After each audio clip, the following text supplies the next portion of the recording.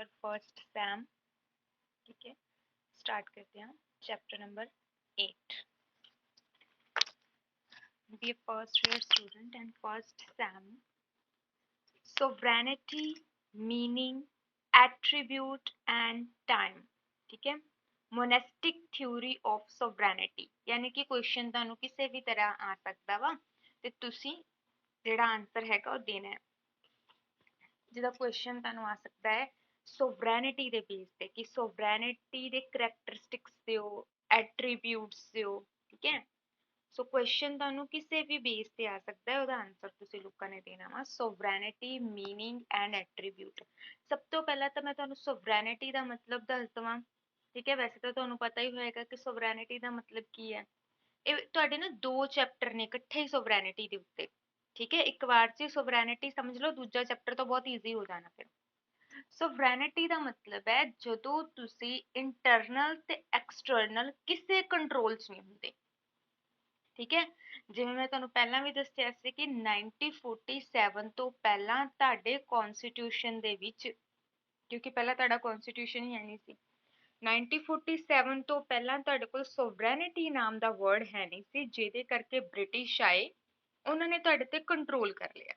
ਠੀਕ, ਬਟ 1947 ਤੋਂ ਬਾਅਦ 1950 ਦੇ ਵਿੱਚ ਜਦੋਂ ਕਨਸਟੀਟਿਊਸ਼ਨ ਰੈਡੀ ਕੀਤਾ ਗਿਆ, ਉਦੋਂ ਅਸੀਂ ਆਪਣੇ ਕਨਸਟੀਟਿਊਸ਼ਨ ਦੇ ਵਿੱਚ ਇੱਕ ਵਰਡ ਐਡ ਕਰਤਾ ਸੋਵਰੈਨਿਟੀ।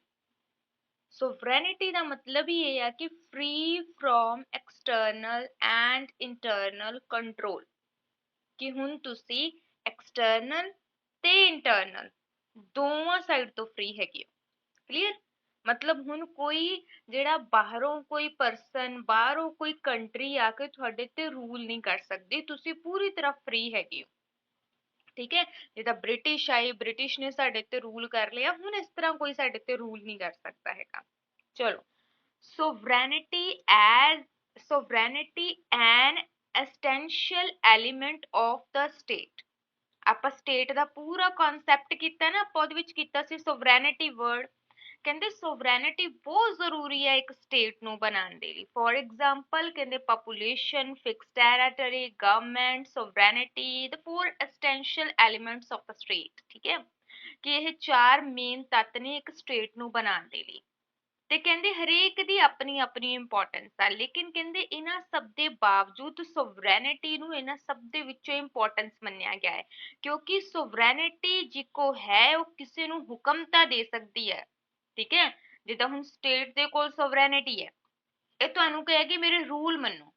ਹੁਣ ਸਟੇਟ ਖੁਦ ਥੋੜੀ ਨਾ ਕਿਸੇ ਦੇ ਰੂਲ ਮੰਨੇਗੀ। ਠੀਕ ਹੈ, ਕਹਿੰਦੇ ਸਟੇਟ ਖੁਦ ਕਿਸੇ ਦੇ ਰੂਲ ਮੰਨਣ ਦੇ ਲਈ ਪਾਬੰਦ ਨਹੀਂ ਹੁੰਦੀ, ਇਹ ਦੂਸਰਿਆਂ ਨੂੰ ਰੂਲ ਫੋਲੋ ਕਰਨ ਦੇ ਲਈ ਬੋਲ ਸਕਦੀ ਹੈ। ਠੀਕ ਹੈ, ਕਹਿੰਦੇ ਹਾਂ ਇਹ ਜ਼ਰੂਰ ਹੈ ਕਿ ਸਟੇਟ ਆਪਣੀਆਂ ਕੁਝ ਪਾਵਰ ਨੇ ਜੋ ਦੂਸਰੇ ਵਿਅਕਤੀਆਂ ਨੂੰ ਡੈਲੀਗੇਟਡ ਕਰ ਦਿੰਦਾ ਹੈ। ਡੈਲੀਗੇਟਡ ਸਮਝਦੇ ਹੋ, ਸੌਂਪ ਦੇਣਾ। ਠੀਕ ਹੈ, ਡੈਲੀਗੇਟ ਕਰ ਦਿੰਦਾ ਹੈ। ਲੇਕਿਨ ਕਹਿੰਦੇ ਜਦੋਂ ਅਸੀਂ ਆਪਣੀਆਂ ਪਾਵਰ ਕਿਸੇ ਦੂਸਰੇ ਪਰਸਨ ਨੂੰ ਡੈਲੀਗੇਟ ਕਰਦੇ ਹਾਂ ਤੇ ਇਹਦਾ ਮਤਲਬ ਇਹ ਹੈ ਕਿ ਅਸੀਂ ਕੁਝ ਟਾਈਮ ਬਾਅਦ, ਕੁਝ ਟਾਈਮ ਨਹੀਂ ਮਤਲਬ ਜਦੋਂ ਚਾਹੇ ਅਸੀਂ ਆਪਣੀਆਂ ਦਿੱਤੀਆਂ ਹੋਈਆਂ ਪਾਵਰ ਨੂੰ ਵਾਪਸ ਵੀ ਲੈ ਸਕਦੇ ਹਾਂ। ਸੇਮ ਜਿੱਦਾਂ ਸਟੇਟ ਹੈ, ਮਤਲਬ ਤੁਸੀਂ ਸਟੇਟ ਨੂੰ ਪਾਵਰ ਦੇ ਦਿੱਤੀ, ਸਟੇਟ ਮਤਲਬ ਸਟੇਟ ਇੱਕ ਸੋਵਰਨ ਹੈ, ਸਟੇਟ ਨੇ ਆਪਣੀਆਂ ਪਾਵਰ ਦੂਜਿਆਂ ਨੂੰ ਦੇ ਦਿੱਤੀਆਂ, ਜਿੱਦਾਂ ਪਿੰਡਾਂ ਦੀ ਪੰਚਾਇਤ ਨੂੰ ਦੇ ਦਿੱਤੀਆਂ, ਡਿਸਟ੍ਰਿਕਟ ਲੈਵਲ ਨੂੰ ਦੇ ਦਿੱਤੀਆਂ, ਰਾਸ਼ਟਰਪਤੀ ਨੂੰ ਦੇ ਦਿੱਤੀਆਂ, ਮਤਲਬ ਪ੍ਰੈਜ਼ੀਡੈਂਟ ਨੂੰ ਦੇ ਦਿੱਤੀਆਂ।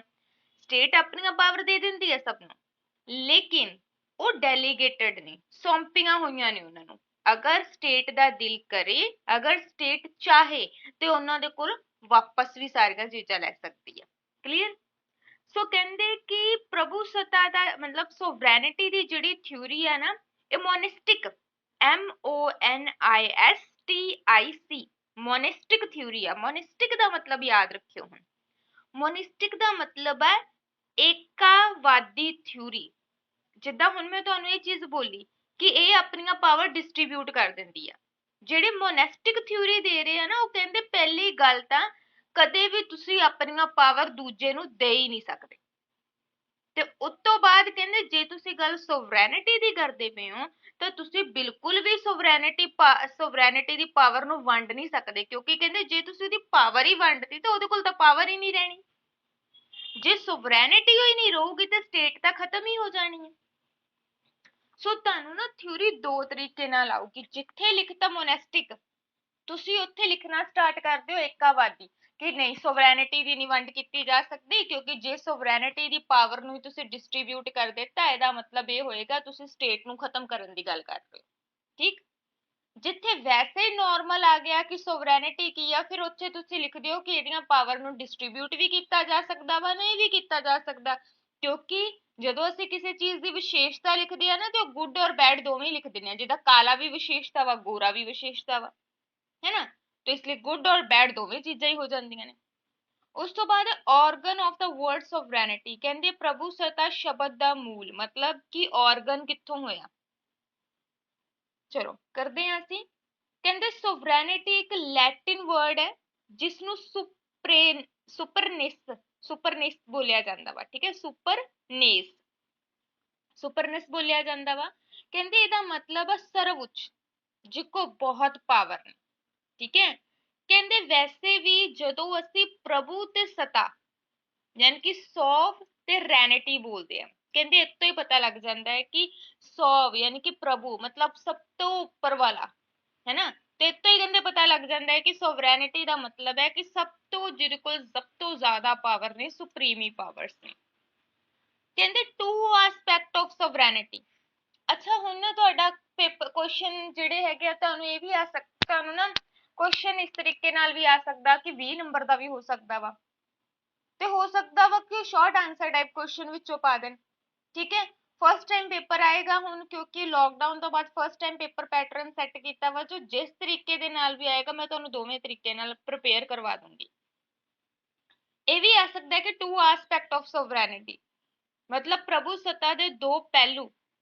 ਕਿਹੜੀ ਕਿਹੜੀ ਪ੍ਰਭੂ ਸੱਤਾ ਹੈ, ਟੂ ਐਸਪੈਕਟ ਕਿਹੜੇ ਨੇ। ਆਪਾਂ ਕਹਿਣਾ ਇੱਕ ਤਾਂ ਇੰਟਰਨਲ ਸੋਵਰੈਨਿਟੀ ਹੈ, ਦੂਜੀ ਐਕਸਟਰਨਲ ਹੈ। ਅੱਛਾ ਇੰਟਰਨਲ ਕਰਦੇ ਆ। ਕਹਿੰਦੇ ਕਿ ਇੰਟਰਨਲ ਸੋਵਰੈਨਿਟੀ ਉਹ ਹੈ ਜਿਹਦੇ ਵਿੱਚ ਤੁਹਾਡੀ ਹੀ ਸਟੇਟ ਦੇ ਪਰਸਨ ਦੇ ਦੁਆਰਾ ਰੂਲ ਬਣਾਏ ਜਾਂਦੇ ਆ। ਠੀਕ ਹੈ। ਤੇ ਹਰ ਕੋਈ ਪਰਸਨ ਉਹਨਾਂ ਰੂਲ ਨੂੰ ਮੰਨਣ ਦੇ ਲਈ ਪੂਰੀ ਤਰ੍ਹਾਂ ਪਾਬੰਦ ਹੁੰਦਾ। ਜੇ ਕੋਈ ਬੰਦਾ ਰੂਲ ਨੂੰ ਨਾ ਮੰਨੇ ਤੇ ਉਹਦੇ ਉੱਤੇ ਪਨਿਸ਼ਮੈਂਟ ਲਗਾ ਦਿੱਤੀ ਜਾਂਦੀ ਹੈ। ਠੀਕ ਹੈ। ਕਹਿੰਦੇ ਪਰ ਹਾਂ ਸਟੇਟ ਦੇ ਉੱਤੇ ਕੋਈ ਰੂਲ ਨਹੀਂ ਲਾਗੂ ਹੋਣਾ, ਮਤਲਬ ਸਟੇਟ ਤੁਹਾਡੇ ਉੱਤੇ ਰੂਲ ਬਣਾ ਸਕਦੀ ਹੈ, ਤੁਸੀਂ ਸਟੇਟ ਦੇ ਉੱਤੇ ਕੋਈ ਰੂਲ ਨਹੀਂ ਬਣਾਉਣਾ। ਅਕੋਰਡਿੰਗ ਟੂ ਦਾ ਪ੍ਰੋਫੈਸਰ ਲਾਸਕੀ, ਕਹਿੰਦੇ ਪ੍ਰੋਫੈਸਰ ਲਾਸਕੀ ਨੇ ਕਿਹਾ ਵਾ ਕਿ ਸਟੇਟ ਆਪਣੇ ਦੇਸ਼ ਦੇ ਵਿੱਚ ਰਹਿਣ ਵਾਲੇ ਹਰ ਇੱਕ ਪਰਸਨ ਨੂੰ ਰੂਲ ਫੋਲੋ ਕਰਨ ਦੇ ਲਈ ਬੋਲ ਸਕਦੀ ਹੈ, ਲੇਕਿਨ ਖੁਦ ਕਿਸੇ ਦੇ ਰੂਲ ਫੋਲੋ ਕਰਨ ਦੇ ਲਈ ਉਹ ਬਾਉਂਡ ਨਹੀਂ ਹੁੰਦੀ, ਬੰਦਿਸ਼ ਦੇ ਵਿੱਚ ਨਹੀਂ ਹੁੰਦੀ। ਠੀਕ ਹੈ। ਉਹ ਕਿਸੇ ਵੀ ਟੌਪਿਕ ਦੇ ਬਾਰੇ ਵਿੱਚ ਰੂਲ ਬਣਾ ਸਕਦੀ ਹੈ ਤੇ ਸਭ ਉਹਨੂੰ ਮੰਨਣ ਦੇ ਲਈ ਪਾਬੰਦ ਹੁੰਦੇ ਆ। ਓਕੇ ਨੈਕਸਟ ਰਾਈਟਰ ਨੇ ਡਾਕਟਰ ਗਾਰਨਰ। ਡਾਕਟਰ ਗਾਰਨਰ ਨੇ ਕਿਹਾ ਵਾ ਕਿ ਹਰ ਇੱਕ ਪੂਰੇ ਫ੍ਰੀडम ਵਾਲੀ ਸਟੇਟ ਦੇ ਵਿੱਚ ਇੱਕ ਹਿਊਮਨ ਬੀਇੰਗ ਜਾਂ ਇੱਕ ਗਰੁੱਪ ਤਾਂ ਜ਼ਰੂਰ ਹੁੰਦਾ ਵਾ ਜਿਹਦੇ ਕੋਲ ਸਾਰੀਆਂ ਪਾਵਰਸ ਹੁੰਦੀਆਂ ਨੇ। ਠੀਕ ਹੈ। ਮਤਲਬ ਸਟੇਟ ਕੋਈ ਵੀ ਆ, ਕਹਿੰਦੇ ਵਟਐਵਰ ਕੋਈ ਵੀ ਸਟੇਟ, ਚਾਹੇ ਉਹ ਡੈਮੋਕ੍ਰੇਸੀ ਆ, ਡਿਕਟੇਟਰਸ਼ਿਪ ਆ, ਵਟਐਵਰ ਕੋਈ ਵੀ ਸਟੇਟ ਆ, ਕਹਿੰਦੇ ਕੋਈ ਨਾ ਕੋਈ ਪਰਸਨ ਉਹਦੇ ਵਿੱਚ ਏਦਾਂ ਦਾ ਜ਼ਰੂਰ ਹੁੰਦਾ ਹੈ ਜਿਸ ਕੋਲ ਸਾਰੀਆਂ ਦੀਆਂ ਸਾਰੀਆਂ ਪਾਵਰਸ ਹੁੰਦੀਆਂ ਨੇ ਤੇ ਉਹ ਹੁਕਮ ਦਿੰਦਾ ਹੈ ਤੇ ਅਸੀਂ ਉਹਦੇ ਹੁਕਮਾਂ ਨੂੰ ਮੰਨਦੇ ਹਾਂ। ਇਹ ਤਾਂ ਹੋ ਗਿਆ ਇੰਟਰਨਲ, ਕਿ ਇੰਟਰਨਲੀ ਕਿਸੇ ਬੰਦੇ ਦੇ ਕੋਲ ਕੋਈ ਪਾਵਰ ਹੁੰਦੀ ਆ। ਹੁਣ ਹੈਗਾ ਐਕਸਟਰਨਲ ਸੋਵਰੈਨਿਟੀ। ਕਹਿੰਦੇ ਅਸੀਂ ਤਾਂ ਉਦਾਂ ਬੋਲਿਆ ਵਾ ਕਿ ਸਾਡੇ ਕੋਲ ਐਕਸਟਰਨਲ ਸੋਵਰੈਨਿਟੀ ਆ ਜੀ, ਅਸੀਂ ਮਤਲਬ ਪੂਰੀ ਤਰ੍ਹਾਂ ਫ੍ਰੀडम ਦੇ ਵਿੱਚ ਆ, ਬਾਹਰੋਂ ਕੋਈ ਸਾਡੇ ਤੇ ਰੂਲ ਨਹੀਂ ਬਣਾ ਸਕਦਾ। ਹੁਣ ਐਕਸਟਰਨਲ ਤਾਂ ਬਾਹਰਲਾ ਹੀ ਹੋ ਗਿਆ, ਹੈ ਨਾ। ਅਸੀਂ ਕਵਾਂਗੇ ਦੂਸਰੇ ਦੇਸ਼, ਇੰਟਰਨੈਸ਼ਨਲ ਲਾ, international organisation, international public opinion. ਕਹਿੰਦੇ ਇਹ ਅਗਰ ਸਾਨੂੰ ਬੋਲ ਵੀ ਦਿੰਦੇ ਆ ਨਾ ਕੁਝ ਕਰਨ ਨੂੰ, ਇਹਦਾ ਮਤਲਬ ਇਹ ਨਹੀਂ ਹੈ ਕਿ ਸਾਡੀਆਂ ਪਾਵਰ ਸੀਮਤ ਹੋ ਗਈਆਂ, ਨਹੀਂ। ਇਹਨਾਂ ਰੂਲਸ ਨੂੰ ਮੰਨਣਾ ਜਾਂ ਨਾ ਮੰਨਣਾ ਸਾਡੇ ਤੇ ਡਿਪੈਂਡ ਕਰਦਾ ਹੈ। ਹੁਣ ਤੁਸੀਂ ਦੇਖੋ ਅਸੀਂ ਚਾਈਨਾ ਦੇ ਨਾਲ ਗੁੱਡ ਰਿਲੇਸ਼ਨ ਬਣਾਉਣ ਦੀ ਕੋਸ਼ਿਸ਼ ਕੀਤੀ। ਠੀਕ ਹੈ। ਹੁਣ ਚਾਈਨਾ ਨੇ ਚਲੋ ਅਟੈਕ ਕਰਤਾ, ਗੱਲ ਵੱਖਰੀ ਹੈ। ਤੇ ਚਾਈਨਾ ਦੇ ਨਾਲ ਅਸੀਂ ਗੁੱਡ ਰਿਲੇਸ਼ਨ ਬਣਾਉਣ ਦੀ ਕੋਸ਼ਿਸ਼ ਕੀਤੀ। ਚਾਈਨਾ ਨੇ ਵੀ ਸਾਡੇ ਤੇ ਕੁਝ ਰੂਲ ਬਣਾਤੇ, ਤੁਸੀਂ ਸਾਨੂੰ ਇਹ ਮਟੀਰੀਅਲ ਦੇਣਾ ਹੈ, ਅਸੀਂ ਤਾਂ ਤੁਹਾਨੂੰ ਇਹ ਮਟੀਰੀਅਲ ਦੇਣਾ ਹੈ, ਰੂਲ ਬਣ ਗਏ। ਵੈਸੇ ਤਾਂ ਤੁਹਾਨੂੰ ਮੈਂ ਹੁਣੀ ਕਿਹਾ ਕਿ ਅਸੀਂ ਕਿਸੇ ਦੇ ਰੂਲ ਮੰਨਣ ਨੂੰ ਪਾਬੰਦੀ ਹੈ ਨਹੀਂ, ਅਸੀਂ ਪੂਰੀ ਤਰ੍ਹਾਂ ਫ੍ਰੀडम ਚ। ਹੁਣੀ ਮੈਂ ਤੁਹਾਨੂੰ ਕਹਿ ਦਿੱਤਾ ਕਿ ਅਗਰ ਅਸੀਂ ਦੂਜੀ ਕੰਟਰੀ ਦੇ ਨਾਲ ਮਟੀਰੀਅਲ ਇੰਪੋਰਟ ਜਾਂ ਐਕਸਪੋਰਟ ਕਰਦੇ ਹੈਗੇ ਆ ਤੇ ਸਾਨੂੰ ਉਹਨਾਂ ਦੇ ਰੂਲ ਮੰਨਣੇ ਪੈਣੇ ਆ। यही चीज बोलती ना। लेकिन ये तो साडे ते डिपेंड करता है, ना लो मटीरियल ना मनो रूल, है ना। ਸੋ ਅਸੀਂ ਪਾਬੰਦ ਨਹੀਂ ਆ ਕਿਸੇ ਦੇ ਰੂਲ ਮੰਨਣ ਦੇ ਲਈ, ਇਹ ਤਾਂ ਸਾਡੀ ਖੁਸ਼ੀ ਹੈ ਕਿ ਅਸੀਂ ਦੂਜੇ ਦੇ ਰੂਲ ਮੰਨ ਰਹੇ ਹਾਂ। ਜਦੋਂ ਚਾਹੋ ਰੂਲ ਨੂੰ ਤੋੜ ਦਿਓ ਤੁਸੀਂ। ਇਸ ਲਈ ਜਦੋਂ ਮੈਂ ਤੁਹਾਨੂੰ ਇਹ ਚੀਜ਼ ਬੋਲੀ ਹੈ ਨਾ ਕਿ ਤੁਹਾਨੂੰ ਐਕਸਟਰਨਲ ਸੋਵਰੈਨਿਟੀ ਹੈ, ਤੇ ਮੈਂ ਠੀਕ ਬੋਲਿਆ ਕਿ ਹਾਂ ਤੁਸੀਂ ਬਾਹਰੀ ਰੂਪ ਵਿੱਚ ਪੂਰੀ ਤਰ੍ਹਾਂ ਸੁਤੰਤਰ ਆ। ਕੋਈ ਤੁਹਾਡੇ ਤੇ ਆਪਣਾ ਰੂਲ ਫੋਲੋ ਕਰਵਾਉਣ ਦੇ ਲਈ ਕੋਈ ਕੰਟਰੀ ਨਹੀਂ ਕਹਿ ਸਕਦੀ। ਹਾਂ ਤੁਸੀਂ ਅਗਰ ਮੰਨ ਰਹੇ ਹੋ ਤਾਂ ਆਪਣੀ ਖੁਸ਼ੀ ਦੇ ਨਾਲ ਮੰਨ ਰਹੇ ਹੋ, ਨਾ ਮੰਨੋ। ਪ੍ਰੋਫੈਸਰ ਲਾਸਕੀ ਨੇ ਇਹ ਚੀਜ਼ ਬੋਲੀ ਹੈ ਕਿ ਹਰ ਦੇਸ਼ ਦੂਜੇ ਦੇਸ਼ਾਂ ਸਾਹਮਣੇ ਬਿਲਕੁਲ ਸੁਤੰਤਰ ਹੈ, ਪੂਰੀ ਫ੍ਰੀडम ਦੇ ਵਿੱਚ ਹੈ ਹਰ ਕੰਟਰੀ, ਤੇ ਕੋਈ ਵੀ ਕੰਟਰੀ ਆਪਣੀ ਇੱਛਾ ਦੇ ਅਕੋਰਡਿੰਗ ਰੂਲ ਫੋਲੋ ਕਰਦੀ ਹੈ, ਅਦਰਵਾਈਜ਼ ਉਸ ਨੂੰ ਜ਼ਬਰਦਸਤੀ ਰੂਲ ਫੋਲੋ ਕਰਨ ਨੂੰ ਨਹੀਂ ਕਿਹਾ ਜਾਂਦਾ। ਅਕੋਰਡਿੰਗ ਟੂ ਦਾ ਪ੍ਰੋਫੈਸਰ ਗੈਟਲ, ਕਹਿੰਦੇ ਜਿਸ ਨੂੰ ਬਾਹਰੀ ਪ੍ਰਭੂਸੱਤਾ ਕਿਹਾ ਜਾਂਦਾ ਹੈ, ਮਤਲਬ ਐਕਸਟਰਨਲ ਸੋਵਰੈਨਿਟੀ ਕਿਹਾ ਜਾਂਦਾ ਹੈ, ਅਸਲ ਦੇ ਵਿੱਚ ਕਹਿੰਦੇ ਇਹ ਦੂਜੇ ਕੰਟਰੀ ਦੇ ਨਾਲ ਅਸੀਂ ਕਿਸ ਤਰ੍ਹਾਂ ਦਾ ਬਿਹੇਵ ਕਰਦੇ ਹਾਂ ਉਸ ਨੂੰ ਅਸੀਂ ਪ੍ਰੈਜ਼ੈਂਟ ਕੀਤਾ ਹੁੰਦਾ ਹੈ, ਬਸ। ਕਲੀਅਰ। ਸੋ ਕਹਿੰਦੇ ਕਿ ਬਹੁਤ ਸਾਰੇ ਰਾਈਟਰ ਏਦਾਂ ਦੇ ਨੇ ਜਿਹੜੇ ਕਹਿੰਦੇ ਨੇ ਕਿ ਜਦੋਂ ਤੁਸੀਂ ਕਹਿ ਦਿੱਤਾ ਕਿ ਤੁਹਾਨੂੰ ਐਕਸਟਰਨਲ ਸੋਵਰੈਨਿਟੀ ਹੈ, ਐਕਸਟਰਨਲ ਸੋਵਰੈਨਿਟੀ ਕਹਿੰਦੇ ਤੁਹਾਨੂੰ ਕੋਈ ਨਹੀਂ ਹੈ ਬਿਕੋਜ਼ ਤੁਸੀਂ ਦੂਸਰੀ ਕੰਟਰੀ ਦੇ ਰੂਲ ਫੋਲੋ ਕਰਦੇ ਆ, ਉਹਨਾਂ ਦੀਆਂ ਬਣਾਈਆਂ ਗਈਆਂ ਟ੍ਰੀਟੀਜ਼, ਉਹਨਾਂ ਦੇ ਨਾਲ ਕੀਤੇ ਗਏ ਕੋਆਪਰੇਸ਼ਨ ਦੇ ਅਕੋਰਡਿੰਗ ਤੁਸੀਂ ਦੂਜੀ ਕੰਟਰੀ ਦੇ ਰੂਲ ਫੋਲੋ ਕਰਦੇ ਆ। ਅਸੀਂ ਕਵਾਂਗੇ ਹਾਂ ਅਸੀਂ ਰੂਲ ਫੋਲੋ ਕਰਦੇ ਆ, ਨੋ ਡਾਊਟ, ਲੇਕਿਨ ਇਹ ਰੂਲ ਅਸੀਂ ਆਪਣੀ ਖੁਸ਼ੀ ਦੇ ਲਈ ਬਣਾਏ ਆ, ਸਾਡੇ ਤੇ ਕਿਸੇ ਨੇ ਇਹ ਰੂਲ ਥੋਪੇ ਨਹੀਂ ਆ, ਜ਼ਬਰਦਸਤੀ ਸਾਡੇ ਕੋਲ ਇਹਨਾਂ ਰੂਲਾਂ ਨੂੰ ਫੋਲੋ ਨਹੀਂ ਕਰਵਾਇਆ ਜਾ ਰਿਹਾ। ਠੀਕ। ਸੋ ਇਸ ਤਰ੍ਹਾਂ ਚਲੋ meaning and definitions of sovereignty, meaning ਤਾਂ ਤੁਹਾਨੂੰ ਹੁਣੀ ਕਰਵਾ ਦਿੱਤਾ, ਚਲੋ ਹੁਣ ਡੈਫੀਨੇਸ਼ਨ ਕਰਦੇ ਹਾਂ। ਪ੍ਰੋਫੈਸਰ ਬੋਧਿਨ ਕੋਈ ਪ੍ਰੋਫੈਸਰ ਨਹੀਂ ਨੇ, ਬੋਧਿਨ ਨਹੀਂ ਸਿਰਫ, ਕਹਿੰਦੇ sovereignty is a supreme power of the state over citizen and subject the unrestrained by law। ਕਹਿੰਦੇ ਬੋਧਿਨ ਕਹਿ ਰਿਹਾ ਵਾ ਪ੍ਰਭੂਸੱਤਾ ਰਾਜ ਦੀ ਆਪਣੇ ਨਾਗਰਿਕ ਅਤੇ ਪ੍ਰਜਾ ਉੱਤੇ ਸਰਵਉੱਚ ਸ਼ਕਤੀ ਹੈ। ਮਤਲਬ ਪ੍ਰਭੂਸੱਤਾ ਕੀ ਹੈ, ਜਿਹਦੇ ਵਿੱਚ ਸਟੇਟ ਆਪਣੇ ਸਾਰੇ ਨਾਗਰਿਕਾਂ ਤੇ ਕੰਟਰੋਲ ਕਰਕੇ ਰੱਖਦਾ ਵਾ, ਜਿਹੜੀ ਕਿਸੇ ਕਾਨੂੰਨ ਅਨੁਸਾਰ ਸੀਮਤ ਨਹੀਂ। ਤੇ ਪ੍ਰਭੂਸੱਤਾ ਮਤਲਬ ਸਟੇਟ ਦੇ ਕੋਲ ਇੰਨੀਆਂ ਪਾਵਰਸ ਨੇ ਕਿ ਤੁਸੀਂ ਉਹਦੀਆਂ ਪਾਵਰਸ ਨੂੰ ਕਦੇ ਲਿਮਿਟਡ ਨਹੀਂ ਕਰ ਸਕਦੇ। ਨੈਕਸਟ ਹੈ ਬਰਗਸ, sovereignty is the original, absolute, unlimited power of the individual subject and overall the association of the subject। ਮਤਲਬ ਪ੍ਰਭੂਸੱਤਾ ਰਾਜ ਦੇ ਸਭ ਵਿਅਕਤੀਆਂ ਅਤੇ ਉਹਨਾਂ ਦੀਆਂ ਸੰਸਥਾਵਾਂ ਉੱਤੇ ਮੌਲਿਕ, ਨਿਰਕੁਸ਼ ਅਤੇ ਅਸੀਮਤ ਸ਼ਕਤੀ ਹੈ। ਸਿੰਪਲ ਵਰਡਿੰਗ ਦੇ ਵਿੱਚ ਯਾਦ ਰੱਖਣਾ ਕਿ ਸੋਵਰੈਨਿਟੀ ਉਹ ਹੈ ਜਿਹੜੀ ਹਰ ਚੀਜ਼ ਦੇ ਉੱਤੇ ਕੰਟਰੋਲ ਕਰਦੀ ਹੈ। ਠੀਕ ਹੈ, ਚਾਹੇ ਉਹ ਕਿਸੇ ਦੇ ਮੌਲਿਕ ਅਧਿਕਾਰ, ਓਰੀਜਨਲ, ਐਬਸੋਲਿਊਟ ਜਾਂ ਅਨਲਿਮਿਟਿਡ ਪਾਵਰ ਕਿਉਂ ਨਾ ਹੋਵੇ। ਉਸ ਤੋਂ ਬਾਅਦ ਹੈ ਵਿਲੋਬੀ। ਠੀਕ ਹੈ, ਵਿਲੋਬੀ ਬੋਲ ਰਿਹਾ ਹੈ sovereignty is the supreme will all of the state। ਮਤਲਬ ਪ੍ਰਭੂਸੱਤਾ ਰਾਜ ਦੀ ਸਰਵਉੱਚ ਸ਼ਕਤੀ ਹੈ, ਮਤਲਬ ਇਸ ਦੇ ਕੋਲ ਬਹੁਤ ਸਾਰੀਆਂ ਪਾਵਰਸ ਨੇ। ਹੁਣ ਜਿਹੜਾ ਅਸੀਂ ਮੇਨ ਕੁਐਸਚਨ ਕਰਨਾ ਹੈ ਹੈਗਾ ਕਰੈਕਟਰਿਸਟਿਕਸ ਆਫ ਸੋਵਰੈਨਿਟੀ। ਅੱਛਾ ਤੁਹਾਨੂੰ ਕੁਐਸਚਨ ਏਦਾਂ ਹੀ ਆਣਾ ਕਿ ਕਰੈਕਟਰਿਸਟਿਕਸ ਆਫ ਸੋਵਰੈਨਿਟੀ ਲਿਖੋ, ਸਿੱਧਾ ਹੀ ਚੱਕ ਕੇ ਨਹੀਂ ਉਹਦੇ ਮੱਥੇ ਤੇ ਪੁਆਇੰਟ ਮਾਰਦੇ ਨੇ ਐਗਜ਼ਾਮੀਨਰ ਤੇ। ਪਹਿਲਾਂ ਸੋਵਰੈਨਿਟੀ ਦਾ ਮਤਲਬ ਲਿਖਣਾ ਵਾ, ਠੀਕ ਹੈ, ਉਸ ਤੋਂ ਬਾਅਦ ਉਹਦੇ ਆਸਪੈਕਟ ਲਿਖਦੇ ਆ ਕਿ ਇੱਕ ਇੰਟਰਨਲ ਸੋਵਰੈਨਿਟੀ ਹੈ, ਇੱਕ ਐਕਸਟਰਨਲ ਸੋਵਰੈਨਿਟੀ ਹੈ। ਉਸ ਤੋਂ ਬਾਅਦ ਤੁਸੀਂ ਉਹਦੀਆਂ ਡੈਫੀਨੇਸ਼ਨਸ ਦੇਣੀਆਂ ਨੇ ਕਿ ਤਿੰਨ ਕੁ ਰਾਈਟਰ ਦੇ ਦੇਣਾ ਕਿ ਇਹ ਤਿੰਨ ਰਾਈਟਰ ਦੀਆਂ ਡੈਫੀਨੇਸ਼ਨ ਨੇ। ਉਸ ਤੋਂ ਬਾਅਦ ਉਹਦੀ ਸੋਵਰੈਨਿਟੀ ਦੇ ਜੋ ਪੁੱਛਿਆ ਵਾ, ਕਰੈਕਟਰਿਸਟਿਕਸ ਪੁੱਛਿਆ ਤੇ ਕਰੈਕਟਰਿਸਟਿਕਸ ਉਹਨੂੰ ਦੇ ਦਿਓ, ਮੋਨੈਸਟਿਕ ਥਿਊਰੀ ਪੁੱਛੀ ਹੈ ਤੇ ਮੋਨੈਸਟਿਕ ਥਿਊਰੀ ਦੇ ਦਿਓ। ਸ਼ੁਰੂ ਇਦਾਂ ਹੀ ਕਰਨਾ ਹੈ ਬਟ ਕਲੀਅਰ। ਚਲੋ ਕਰੈਕਟਰਿਸਟਿਕਸ ਆਫ ਸੋਵਰੈਨਿਟੀ ਮਤਲਬ ਪ੍ਰਭੂਸੱਤਾ ਦੀਆਂ ਵਿਸ਼ੇਸ਼ਤਾਵਾਂ।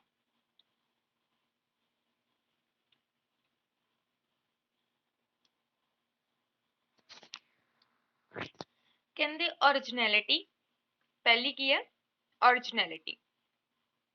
ਕਹਿੰਦੇ ਪ੍ਰਭੂਸੱਤਾ ਇੱਕ ਓਰਿਜਨਲ ਆ, ਠੀਕ ਹੈ, ਇਹਦੇ ਕੋਲ ਇੰਨੀਆਂ ਪਾਵਰ ਨੇ ਕਿ ਇਹ ਕਿਸੇ ਨੂੰ ਵੀ ਹੁਕਮ ਦੇ ਸਕਦਾ ਵਾ।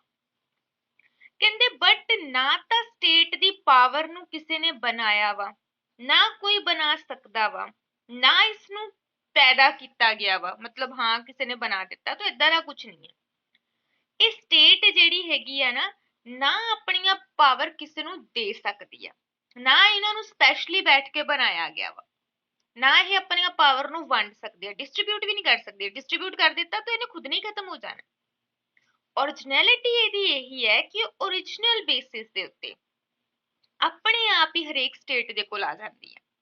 ਜਦੋਂ ਕੋਈ ਸਟੇਟ ਬਣਦੀ ਹੈ ਨਾ, ਤੇ ਜੇ ਉਹ ਆਪਣੇ ਕਨਸਟੀਟਿਊਸ਼ਨ ਦੇ ਵਿੱਚ ਆਪਣੇ ਆਪ ਨੂੰ ਸੋਵਰਨ ਲਿਖ ਦੇਵੇ ਤੇ ਉਹ ਕੋ ਸੋਵਰੈਨਿਟੀ ਆ ਜਾਂਦੀ ਹੈ। ਠੀਕ ਹੈ, ਕੋਈ ਬੰਦਾ ਸਪੈਸ਼ਲ ਕੋਈ ਘੋਟ ਕੇ ਸੋਵਰੈਨਿਟੀ ਨੂੰ ਬਣਾ ਨਹੀਂ ਪਾਉਂਦਾ ਹੈਗਾ, ਇਹ ਆਪਣੇ ਆਪ ਹੀ ਆ ਜਾਂਦੀ ਹੈ, ਇਸ ਲਈ ਬੋਲਿਆ ਨਾ ओरिजिनल ਹੈ। ਠੀਕ ਹੈ, ਉਸ ਤੋਂ ਬਾਅਦ ਪਰਮਾਨੈਂਸ, ਸਥਿਰਤਾ। ਪ੍ਰਭੂ ਸੱਤਾ ਕਹਿੰਦੇ ਸੋਵਰੈਨਿਟੀ ਸਥਾਈ ਹੈ, ਇਹਨੂੰ ਕੋਈ ਫਰਕ ਨਹੀਂ ਪੈਂਦਾ ਗਵਰਨਮੈਂਟ 5 ਸਾਲ ਬਾਅਦ ਆਵੇ ਚਲੇ ਜਾਵੇ, ਇਲੈਕਸ਼ਨ ਹੋਣ ਇਲੈਕਸ਼ਨਸ ਨਾ ਹੋਣ, ਰੈਵੋਲੂਸ਼ਨ ਆ ਜਾਵੇ ਨਾ ਆ ਜਾਵੇ, ਇਹ ਹਮੇਸ਼ਾ ਹੀ ਬਣੀ ਰਹਿੰਦੀ ਆ, ਇਹਨੂੰ ਕੋਈ ਫਰਕ ਨਹੀਂ ਪੈਂਦਾ ਕਿਸੇ ਚੀਜ਼ ਦੇ ਨਾਲ। ਜਿਵੇਂ ਇੰਗਲੈਂਡ ਦੇ ਵਿੱਚ ਇੱਕ ਵਰਡ ਬੋਲਿਆ ਜਾਂਦਾ ਹੈ, king is dead long live the king. ਰਾਜਾ ਮਰ ਗਿਆ, ਰਾਜਾ ਚਰਨਜੀਵ ਰਹੇ, ਮਤਲਬ कोई फर्क नहीं है इस चीज के नाल कि राजे की डेथ हो गई है, लेकिन राजा रहेगा ही रहेगा हमेशा। ठीक है, ये लाइन बहुत सोहनी है कि king is dead long live the king. ठीक है, बच्चे जो पढ़ते हैं ना वो कहते आ की लिखिया वा, राजा मर गया राजा चिरंजीवी रहे, मतलब जे राजा मर ही गया तो जिंदा कितना रहे। कहण दा मतलब यह है कि England they which in case राजा मर जाता है ते बट राजा फिर भी रहिंदा है, मतलब ਇਹਦੀ ਪੋਜੀਸ਼ਨ ਕਦੇ ਖਤਮ ਹੀ ਨਹੀਂ ਹੋ ਸਕਦੀ। ਸੇਮ ਸਟੇਟ ਵਿੱਚ ਰੈਵੋਲੂਸ਼ਨ ਆ ਜੇ, ਸਟੇਟ ਦੇ ਵਿੱਚ ਗਵਰਨਮੈਂਟ ਚੇਂਜ ਹੋ ਜੇ, ਸਟੇਟ ਦੇ ਵਿੱਚ ਇਲੈਕਸ਼ਨ ਆ ਜਾਣ, ਵਟਐਵਰ ਕੁਝ ਵੀ ਹੁੰਦਾ ਰਹੇ, ਸਟੇਟ ਸਟੇਟ ਹੈ, ਪਰਮਾਨੈਂਟ ਹੈ, ਉਸਨੇ ਕਿਧਰੇ ਨਹੀਂ ਜਾਣਾ। ਠੀਕ ਹੈ, तो ਸਟੇਟ ਕੀ ਹੈ, ਬਣੀ ਰਹਿੰਦੀ ਹੈ। ਕਹਿੰਦੇ ਕਿ ਸਟੇਟ ਦੀਆਂ ਗਵਰਨਮੈਂਟ ਬਦਲਦੀਆਂ ਰਹਿੰਦੀਆਂ ਨੇ, ਗਵਰਨਮੈਂਟ ਚੇਂਜ ਹੁੰਦੀਆਂ ਰਹਿੰਦੀਆਂ ਨੇ, ਪੋਸਟ ਚੇਂਜ ਹੁੰਦੀਆਂ ਰਹਿੰਦੀਆਂ ਨੇ, ਲੇਕਿਨ ਸਟੇਟ ਐਜ਼ ਇਟ ਇਜ਼ ਬਣੀ ਰਹਿੰਦੀ ਹੈ। According to the professor Garner, doctor Garner ਕਹਿੰਦੇ ਕਿਸੇ ਵਿਸ਼ੇਸ਼ ਪ੍ਰਭੂ ਦੀ ਮੌਤ ਹੋ ਜਾਣ ਦੇ ਨਾਲ, ਮਤਲਬ ਮੰਨ ਲਓ ਕੋਈ ਆਪਣੀ ਪੋਸਟ ਨੂੰ ਛੋੜ ਚੁੱਕਾ ਹੈ, ਜਾਂ ਕਹਿੰਦੇ ਕਿ ਕਿਸੇ ਦੀ ਪੋਸਟ ਤੋਂ ਅਸੀਂ ਹੀ ਉਹਨੂੰ ਰਿਮੂਵ ਕਰ ਦਿੱਤਾ ਵਾ, ਜਾਂ ਇਨ ਕੇਸ ਅਸੀਂ ਕਹਿੰਦੇ ਕਿ ਪੋਸਟ ਨੂੰ ਰੀਚੇਂਜ ਕਰ ਦੇਣਾ ਵਾ, ਦੁਬਾਰਾ ਚੇਂਜ ਕਰ ਦੇਣਾ ਵਾ। ਠੀਕ ਹੈ, ਮਤਲਬ ਕਿਸੇ ਪਰਸਨ ਨੂੰ ਹਟਾ ਦੇਣਾ ਵਾ, ਲੇਕਿਨ ਉਹਦੀ ਜਗ੍ਹਾ ਤੇ ਫਿਰ ਵੀ ਤਾਂ ਅਸੀਂ ਕੋਈ ਪਰਸਨ ਬਿਠਾਵਾਂਗੇ ਨਾ। ਸੋ ਕਹਿੰਦੇ ਕਿ ਚੇਂਜਸ ਹੁੰਦੀਆਂ ਰਹਿੰਦੀਆਂ ਨੇ, ਲੇਕਿਨ ਅਸੀਂ ਕਦੇ ਵੀ ਸੋਵਰੈਨਿਟੀ ਨੂੰ ਖਤਮ ਨਹੀਂ ਕਰ ਸਕਦੇ। ਠੀਕ ਹੈ, ਉਸ ਤੋਂ ਬਾਅਦ ਹੈਗਾ ਐਬਸੋਲੂਟਨੈਸ। ਐਬਸੋਲੂਟਨੈਸ ਦਾ ਮਤਲਬ ਹੁੰਦਾ ਹੈ ਨਿਰਕੁਸ਼ਤਾ। ਠੀਕ ਹੈ, ਕਹਿੰਦੇ ਪ੍ਰਭੂ ਨਿਰਕੁਸ਼ ਹੈ। ਨਿਰਕੁਸ਼ ਦਾ ਮਤਲਬ ਐਬਸੋਲੂਟ ਹੈ, ਜਿੱਦਾਂ ਤੁਸੀਂ ਆਪਣੇ ਆਪ 'ਚ ਐਬਸੋਲੂਟ ਹੋ, ਤੁਹਾਨੂੰ ਕਿਸੇ ਦੀ ਲੋੜ ਨਹੀਂ ਹੈ। ਠੀਕ ਹੈ, ਕਿਸੇ ਨੂੰ ਤੁਹਾਡੀ ਲੋੜ ਨਹੀਂ ਹੈ, ਹਰ ਇਨਸਾਨ ਆਪਣੇ ਆਪ 'ਚ ਐਬਸੋਲੂਟ ਹੁੰਦਾ ਹੈ। ਇਸੇ ਤਰ੍ਹਾਂ ਹੀ ਸਟੇਟ ਐਬਸੋਲੂਟ ਹੈ, ਮੰਨਣ ਦੀ ਗੱਲ ਹੈ। ਤੋ ਸਟੇਟ ਐਬਸੋਲੂਟ ਹੈ, ਇੰਟਰਨਲ ਤੇ ਐਕਸਟਰਨਲ ਕੰਟਰੋਲ ਤੋਂ ਟੋਟਲੀ ਫ੍ਰੀ ਹੈ। ਠੀਕ ਹੈ, ਸਟੇਟ ਵਿੱਚ ਰਹਿਣ ਵਾਲੇ ਹਰ ਵਿਅਕਤੀ, ਮਤਲਬ ਹਰ ਇੱਕ ਇਨਸਾਨ, ਹਰ ਇੱਕ ਆਰਗੇਨਾਈਜੇਸ਼ਨ ਰਾਜ ਦੀ ਸ਼ਕਤੀ ਉੱਤੇ ਜ਼ਰੂਰ ਲਾਗੂ ਹੁੰਦੀ ਹੈ। ਮਤਲਬ ਵਟਐਵਰ ਸਟੇਟ ਦਾ ਕੋਈ ਹਿਊਮਨ ਹੈ, ਸਟੇਟ ਦੀ ਕੋਈ ਆਰਗੇਨਾਈਜੇਸ਼ਨ ਹੈ, ਸਟੇਟ ਹਰ ਇੱਕ ਤੇ ਰੂਲ ਬਣਾਏਗੀ। ਸਟੇਟ ਦੇ ਰੂਲ ਨੂੰ ਤੁਸੀਂ ਨਾ ਮੰਨ ਕੇ ਪਨਿਸ਼ਮੈਂਟ ਦੇ ਹੱਕਦਾਰ ਬਣ ਜਾਓਗੇ। ਠੀਕ ਹੈ, ਸਟੇਟ ਹਰ ਇੱਕ ਕੰਟਰੋਲ ਤੋਂ ਪੂਰੀ ਤਰ੍ਹਾਂ ਫ੍ਰੀ ਹੈ। ਅਸੀਂ ਸਟੇਟ ਦੇ ਉੱਤੇ ਕੋਈ ਕੰਟਰੋਲ ਨਹੀਂ ਕਰ ਸਕਦੇ, ਸਟੇਟ ਸਾਡੇ ਤੇ ਕੰਟਰੋਲ ਕਰ ਸਕਦੀ ਹੈ। ਸਟੇਟ ਦੇ ਕੋਲ ਇੰਨੀਆਂ ਜ਼ਿਆਦਾ ਮਤਲਬ ਪਾਵਰ ਨੇ, ਕੋਈ ਅਪੀਲ ਨਹੀਂ ਉਹਦੇ ਵਿਰੁੱਧ, ਕੋਈ ਦਲੀਲ ਨਹੀਂ ਉਹਦੇ ਵਿਰੁੱਧ, ਕੋਈ ਵਕੀਲ ਨਹੀਂ ਉਹਦੇ ਵਿਰੁੱਧ। ਆਪਾਂ ਬੋਲਦੇ ਆ ਨਾ, ਨਾ ਅਪੀਲ ਨਾ ਦਲੀਲ ਨਾ ਵਕੀਲ, ਮਤਲਬ ਜਿੱਥੇ ਕਿਸੇ ਦੀ ਚਲਦੀ ਹੋਈ ਨਹੀਂ, ਉਹ ਸਟੇਟ ਹੈ। ਕਲੀਅਰ? ਕਹਿੰਦੇ ਕੁਝ ਰਾਈਟਰ ਇਹ ਕਹਿੰਦੇ ਨੇ ਕਿ ਕੋਈ ਐਬਸੋਲੂਟ ਨਹੀਂ ਹੈ, ਇਹਨੂੰ ਮੰਨਣੇ ਪੈਂਦੇ ਨੇ ਰੂਲ। ਇੰਟਰਨੈਸ਼ਨਲ ਟ੍ਰੀਟੀ ਕਰ ਲਓ, ਇੰਟਰਨੈਸ਼ਨਲ ਕੋਆਪਰੇਸ਼ਨ ਕਰ ਲਓ, ਦੂਜੇ ਦੇਸ਼ਾਂ ਨਾਲ ਰਿਲੇਸ਼ਨ ਬਣਾ ਲਓ, ਅਗਲੇ ਰੂਲ ਬਣਾਉਂਦੇ ਸਾਡੇ ਤੇ, ਸਾਨੂੰ ਫੋਲੋ ਵੀ ਕਰਨੇ ਪੈਂਦੇ ਆ, ਹੈ ਨਾ। ਹੁਣ ਚਾਈਨਾ ਨੂੰ ਅਸੀਂ ਮਟੀਰੀਅਲ ਦਿੰਨੇ ਆ, ਚਾਈਨਾ ਸਾਨੂੰ ਮਟੀਰੀਅਲ ਦਿੰਦੀ ਆ, ਅਸੀਂ ਥੋੜਾ ਜਿਹਾ ਉਹਨਾਂ ਨਾਲ ਧੋਖਾ ਕਰ ਦਿੰਦੇ, ਅਗਲੇ ਬੰਦਿਸ਼ਾਂ ਲਗਾ ਦਿੰਦੇ ਆ, ਮੰਨਦੇ ਆ ਨਾ ਫਿਰ ਉਹਨਾਂ ਦੇ ਰੂਲ ਅਸੀਂ। ਫੋਰ ਐਗਜ਼ਾਮਪਲ ਅਸੀਂ ਟਿਕਟੌਕ ਦੀ ਲੈਨੇ ਆ, ਅਸੀਂ ਕਹਿ ਸਕਦੇ ਸੀ ਨਹੀਂ ਜੀ ਅਸੀਂ ਤਾਂ ਚਲਾਉਣੀ ਆ, ਪਰ ਨਹੀਂ ਚਲਾ ਸਕਦੇ ਜੀ, ਰੂਲ ਆ ਉਹਨਾਂ ਦੀ, ਉਹੀ ਚਲਾਉਣਗੇ, ਅਸੀਂ ਕਿੱਦਾਂ ਚਲਾ ਲਾਂਗੇ, ਹੈ ਨਾ। ਸੋ ਅਸੀਂ ਕਵਾਂਗੇ ਕਿ ਇਹ ਝੂਠ ਬੋਲ ਰਹੇ ਨੇ, ਬਿਕੋਜ਼ ਐਬਸੋਲੂਟਨੈਸ ਦੇ ਨਾਮ ਦੀ ਕੋਈ ਚੀਜ਼ ਨਹੀਂ ਹੁੰਦੀ ਹੈਗੀ। ਮੈਂ ਨਾਲੋਂ ਨਾਲ ਕ੍ਰਿਟੀਸਾਈਜ਼ ਵੀ ਕਰ ਰਹੀ ਹਾਂ। ਪਹਿਲਾਂ ਮੈਂ ਤੁਹਾਨੂੰ ਕਿਹਾ ਨਹੀਂ, ਇਹ ਕਿਸੇ ਦੇ ਰੂਲ ਨਹੀਂ ਮੰਨ ਸਕਦੀ, ਹੈ ਪੂਰੀ ਤਰ੍ਹਾਂ ਫ੍ਰੀडम 'ਚ ਹੈ, ਪਰ ਹੁਣ ਮੈਂ ਨਾਲ ਹੀ ਕ੍ਰਿਟੀਸਾਈਜ਼ ਇਹਦਾ ਕਰ ਦੇਣਾ ਕਿ ਨਹੀਂ, ਕੁਝ ਰਾਈਟਰ ਕਹਿੰਦੇ ਨੇ ਕਿ ਇਦਾਂ ਦੀ ਕੋਈ ਚੀਜ਼ ਨਹੀਂ ਹੈ, ਰੂਲ ਐਂਡ ਰੈਗੂਲੇਸ਼ਨਸ ਬਣਦੇ ਨੇ ਇੰਟਰਨੈਸ਼ਨਲ ਬੇਸ ਤੇ, ਸਾਡੀ ਕੰਟਰੀ ਉਹਨਾਂ ਨੂੰ ਫੋਲੋ ਵੀ ਕਰਦੀ ਹੈ।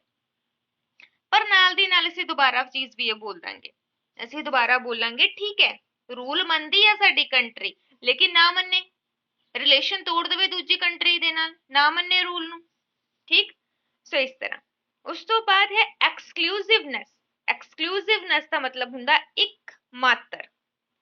ਕਹਿੰਦੇ ਕਿ ਪ੍ਰਭੂ ਸੱਤਾ ਸੋਵਰੈਨਿਟੀ ਐਕਸਕਲੂਸਿਵ ਹੈ, ਠੀਕ ਹੈ, ਮਤਲਬ ਇੱਕ ਰਾਜ ਵਿੱਚ ਇੱਕ ਹੀ ਪ੍ਰਭੂ ਸੱਤਾ ਹੁੰਦੀ ਹੈ, ਠੀਕ ਹੈ। ਜਿੱਦਾਂ ਮੈਂ ਤੁਹਾਨੂੰ ਇੱਕ ਚੀਜ਼ ਨਹੀਂ ਸੀ ਬੋਲੀ, ਇਹ ਆਪਣੀਆਂ ਪਾਵਰ ਥੋੜੀਆਂ ਜਿਹੀਆਂ ਸਟੇਟ ਨੂੰ ਦੇ ਦਿੰਦਾ ਵਾ, ਥੋੜੀਆਂ ਜਿਹੀਆਂ ਵਿਲੇਜ ਨੂੰ ਦੇ ਦਿੰਦਾ, ਥੋੜ੍ਹਾ ਜਿਹਾ PM ਨੂੰ ਦੇ ਦਿੰਦਾ, ਕਹਿੰਦੇ ਏਦਾਂ ਦੀ ਕੋਈ ਚੀਜ਼ ਨਹੀਂ ਹੁੰਦੀ, ਇਹ ਐਕਸਕਲੂਸਿਵ ਹੈ, ਮਤਲਬ ਇਹਦੀਆਂ ਪਾਵਰ ਇੱਕੋ ਹੀ ਰਹਿਣਗੀਆਂ, ਇਹ ਵੰਡ ਨਹੀਂ ਸਕਦੀਆਂ ਆਪਣੀਆਂ ਪਾਵਰ ਨੂੰ।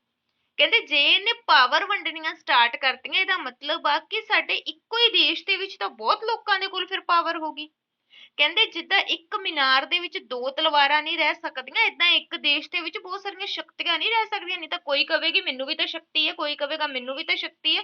ਜਿੱਦਾਂ ਮੈਂ ਕਹਾਂ ਤੁਹਾਨੂੰ ਵੀ ਪਾਵਰ ਹੈ ਤੇ ਮੈਨੂੰ ਵੀ ਪਾਵਰ ਹੈ, ਤੁਸੀਂ ਕਹਿਣਾ ਬਸ ਜੀ ਬੋਲਣਾ ਬੰਦ ਕਰੋ, ਠੀਕ ਹੈ, ਸਾਡਾ ਹੋਰ ਸੁਣਨ ਦਾ ਮਨ ਨਹੀਂ ਹੈ। ਫਿਰ ਤਾਂ ਦੋਵਾਂ ਕੋਲ ਪਾਵਰ ਆ ਗਈਆਂ।